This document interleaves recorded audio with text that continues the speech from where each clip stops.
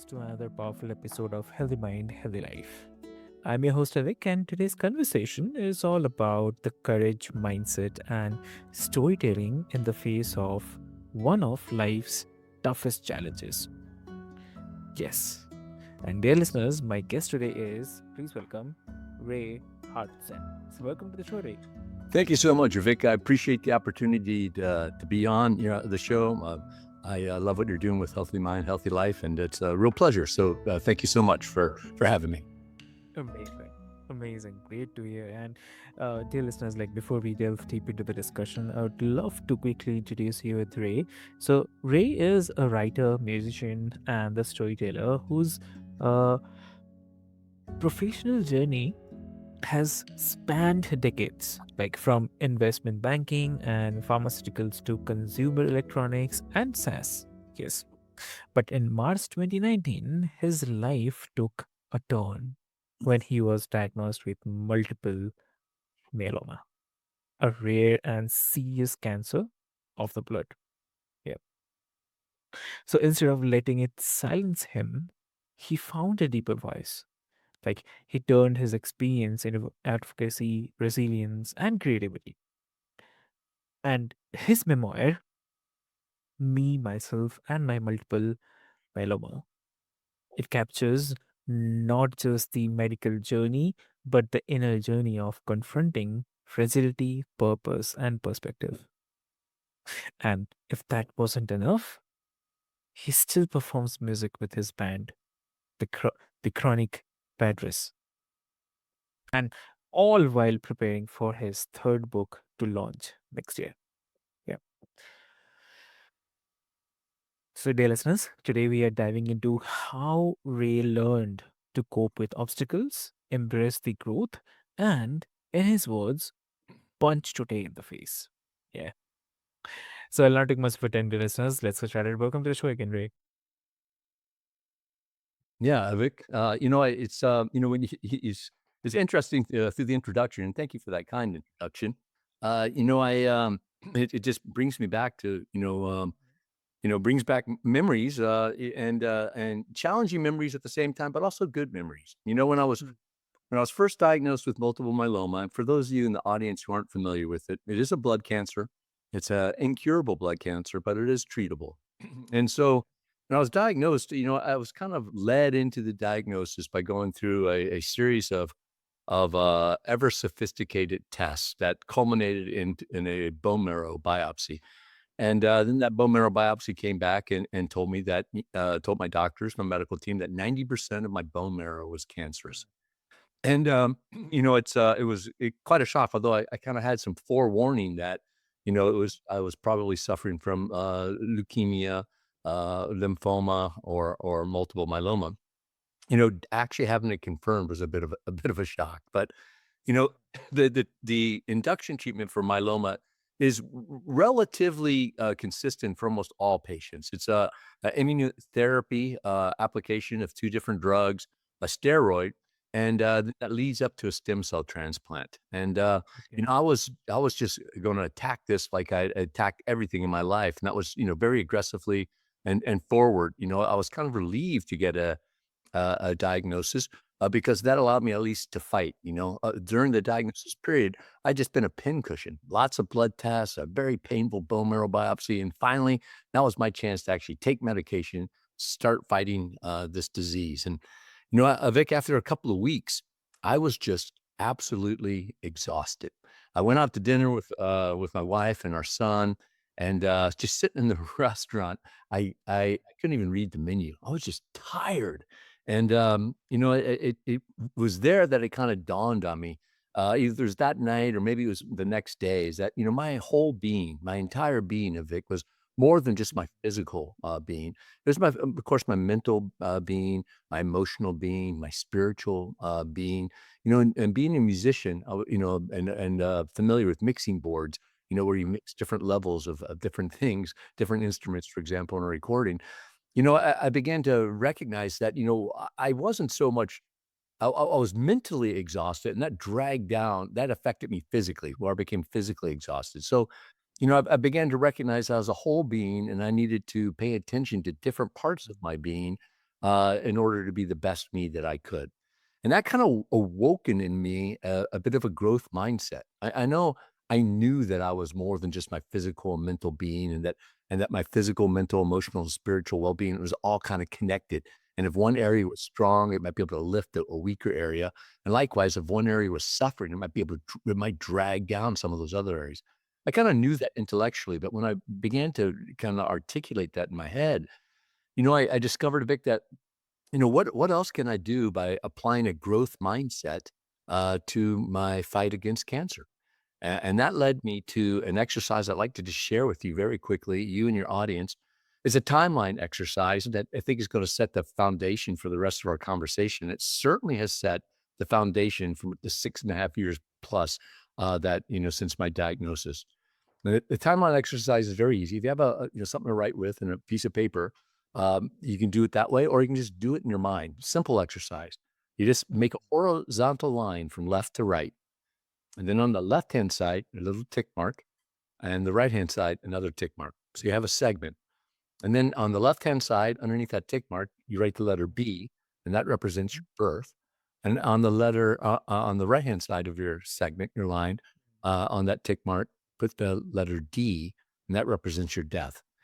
And there's your timeline on the planet. The introspective part comes is when you look at it and you say, where are you now? I know tomorrow's not promised for any of us, but where do you believe in your heart? Where do you think you are on your timeline of life? And when I thought about this timeline, this is an exercise that I actually facilitated repeatedly during my professional career for others. And I always used to put my line right in the middle of it. I was like, I was going to live forever. It was at least to be 100, right? And when I did this after my diagnosis, I thought, well, if I'm being truthful with myself, because of this, my my spot on my timeline is further to the right than I originally thought it was. So what does that mean to me as the person doing this? What does it mean to you out there in the audience who are doing this exercise? And I looked at my timeline and I thought, you know what? Like a lot of human beings, I think I've been guilty of taking time for granted. But still wanting to apply this growth mindset, I wanted to, ask myself, okay, if you take time for granted, what does that really, how does that manifest into to you, and what do you do? And it dawned on me then at that point, because I took time for granted, I in turn took people and relationships for granted. I might have this great friend, Vic, and I want to, think about him, and I'm like, oh, I'll reach out to him next week because he's going to be there next week. I'm going to be here next week, and just kind of put those off, and so that kind of snapped me into a bit of reality. Is that I'm further to the right on my timeline. So, what are the things that I want to do? What means the most to me, and who do I want to do it with? Who are the people I want to take along for the ride? And that was the beginning of me taking a growth mindset type of perspective on my journey with cancer and my fight against cancer. Yep. Yep. Exactly. Amazing. And if I have to say that, did that awareness come suddenly, like a lightning bolt, or was it something that unfolded slowly as you proceeded your diagnosis? You know what? It's a little bit of both. Sometimes there are these like, it would go, it would go slowly. I probably could have recognized this fatigue that was setting in, but then it hit me like a ton of bricks, a bolt of lightning, bam. You are exhausted. You can't read a menu. And then it's like, well, why is that? And then it became so obvious, there's more to my being. My first, 2 weeks as a cancer patient, I was going to be in the best physical shape possible to go through my medical treatments and to have a stem cell transplant. So I was working out. I was still working full time, and and I was being very diligent in my diet and nutrition as well. And all those things kind of focused toward my mental, or excuse me, my physical being, and wasn't really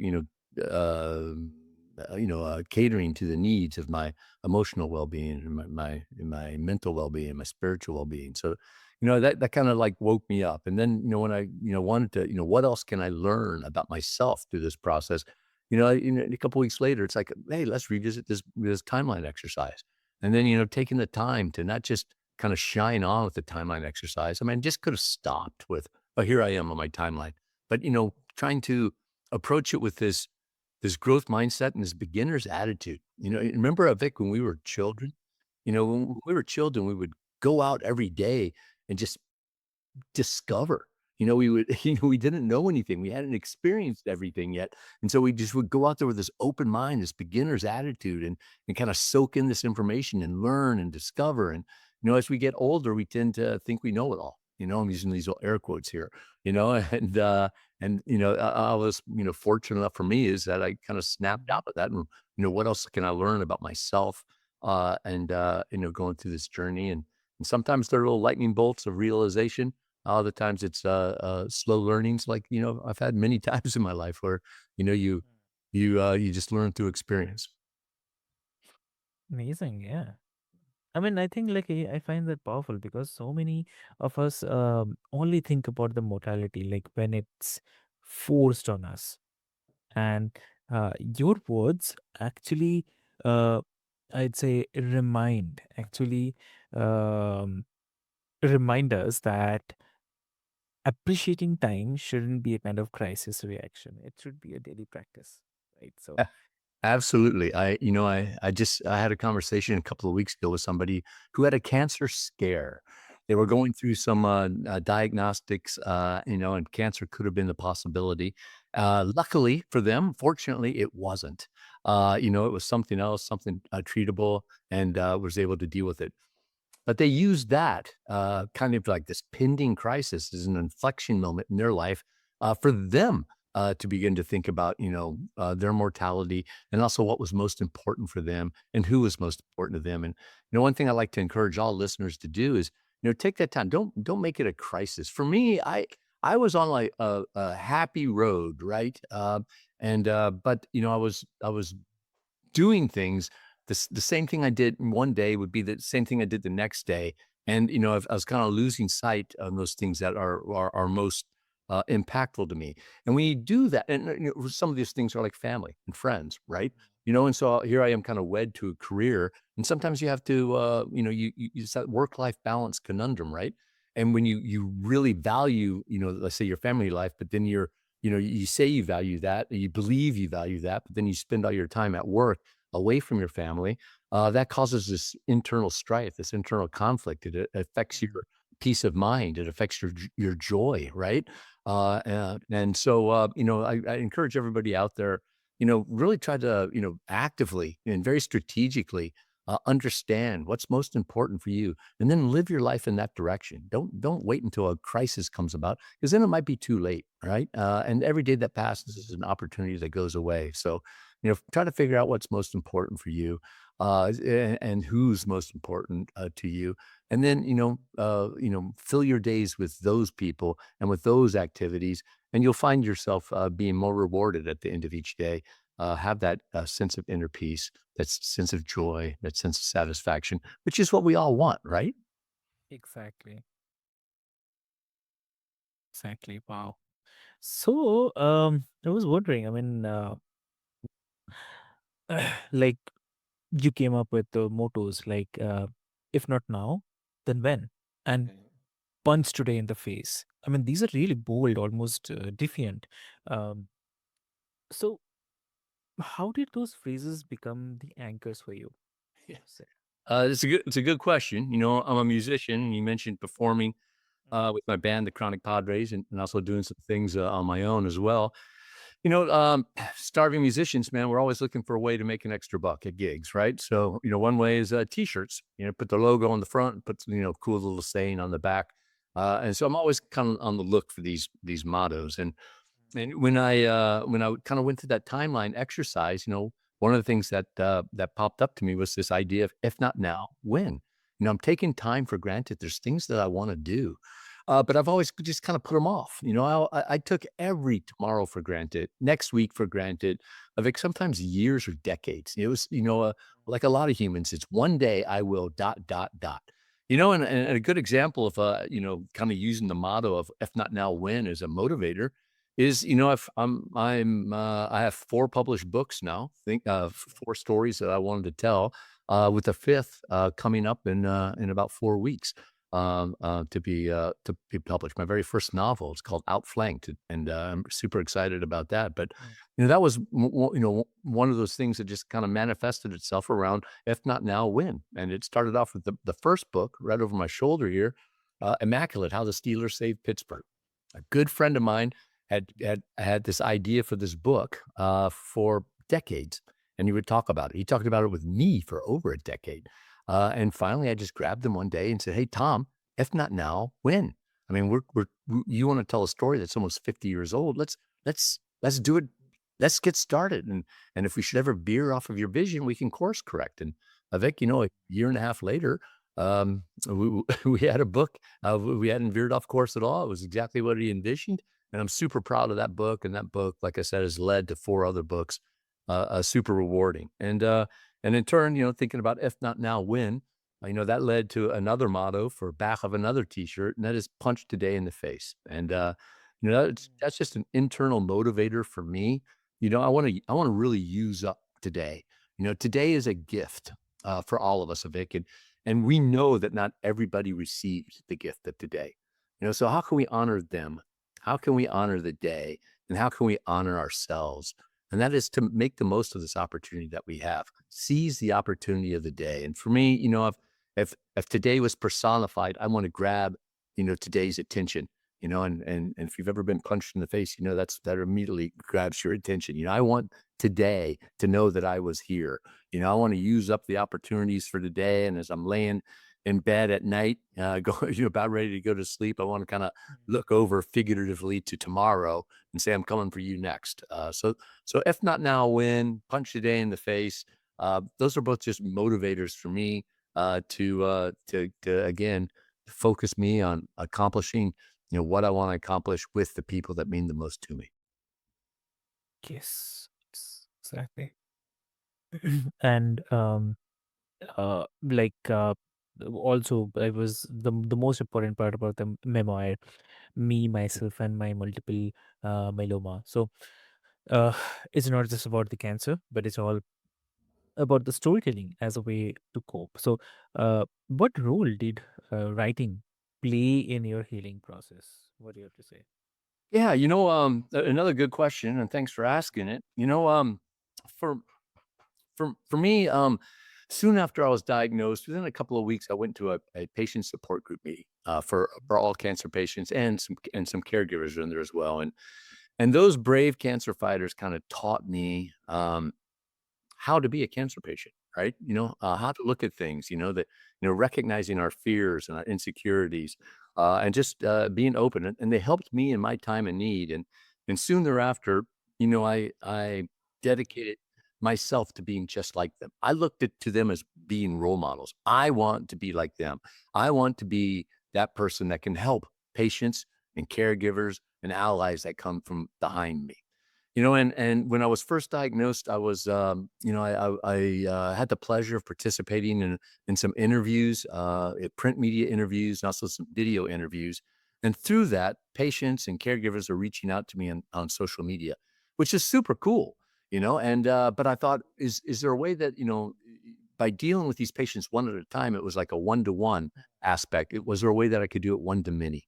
And I thought, well, how about writing a book? I am a storyteller after all. So, I wanted to write, kind of a very truthful book. You can't write a memoir about being a patient of multiple myeloma without, bearing your soul and being as truthful and as authentic and as organic as possible. So, that was a bit of a challenge because, people are very protective about their health. I couldn't talk about sort of my health. I had to share all of my health, right? And so I did find it therapeutic in continuing my growth mindset journey. By opening up and sharing my life on a written page. It allowed me to do even more than that. So as you said, it's more than just a cancer book. I think it's a living book, right? And it's a book about hope. And while it does detail my fight against cancer, it also explores other things like this timeline exercise that we talked about earlier today. So I think there's a little bit in it for everybody. I wanted this book very much to be, by the community, me, for the community, for patients, caregivers, and allies, and I wanted to benefit the community. So I've pledged my net writers proceeds to benefit the Multiple Myeloma Research Foundation because I think that's an important thing to do. And I have to tell you, Vic, some of the most meaningful engagements of my life. The honor of my life is being with my wife Lori for over 30 years. Oh, we have two great children, Olivia and Raymond. The other honor of my life is engaging with these patients and caregivers from around the world based on the book. My email address and my phone number in the book, and everybody can reach me on social media. You guys are in the audience as well. All my social Mm. media platforms are my name, Ray Hartjen. And just having the opportunity to engage with patients from around the world who have trusted me as being a safe place to explore their fears and their insecurities. I mean, I've had people reach out to me that said that they feel more comfortable talking to me in like an instant message through Instagram than they do talking to their spouse and other members of their family. And to be trusted like that by others, it's some of the most meaningful things I've done in my life, and I'm grateful for the opportunities to interact with so many wonderful people around the globe. It's a true pleasure and really a sincere honor. It's really great to hear this. Yep. And if you had to leave one message with the listeners about living with urgency and meaning, then what would it be? I think it goes back to that, if not now, when, and punch today in the face. Like I said, today's a gift, and you don't know when you're going to get another one. So view your day as a gift, whether you're a night person or a morning person or what have you. Each day is a new opportunity. Each day is a blank sheet of canvas or a blank sheet of paper for you to paint, for you to write. So, what are you going to do today to advance you toward the goals and the objectives that you have, to what you want to achieve, and as you make steps toward achieving what's most important to you with the people most important to you, you'll have that sense of inner peace, that joy and that satisfaction. You'll feel more fulfilled. And I want that for you. I want that for me. I want to be fulfilled at the end of the day. And I want to start the next day off, going forward with what's most important to me. Exactly. Wow. Ray, thank you so much for sharing your story with us with such honesty and courage, I would say. And for the listeners, like Ray's journey is a kind of reminder, I'd say, that we don't have to wait for life's hardest blows to start asking better questions. And if not now, then when? So, Ray, if someone wants to connect with you, what will be the great medium to connect? Yeah, if please, if there's anything that I can do for any of you out there in the audience, you can reach me at all social media platforms. I'm Ray Hartjen. That my name spelled RayHartjen. It's also my website, rayhartjen.com.